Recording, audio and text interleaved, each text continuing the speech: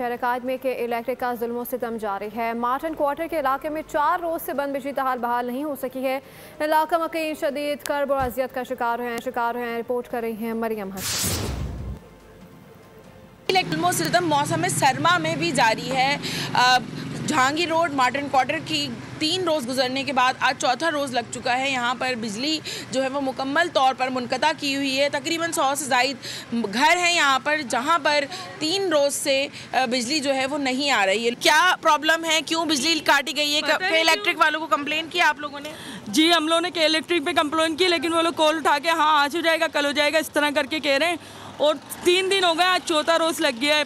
बिजली नहीं है तो पानी भी नहीं आ रहा है। काफ़ी मसले मसाइल हो रहे हैं और सारी रात अंधेरे में मच्छरों के अंदर गुजर रही होती है। बड़ा बद से बदतर हाल। घर में कोई बीमार मौजूद है आप? जी बिल्कुल, मेरी बच्ची बीमार है, उसको सांस की प्रॉब्लम है, उसे नेबुलाइज करना है। हर 2 घंटे के बाद नेबुलाइज का बताया डॉक्टर ने। कैसे करें बताएं? लाइट नहीं होगी तो क्या होगा, मर जाएं।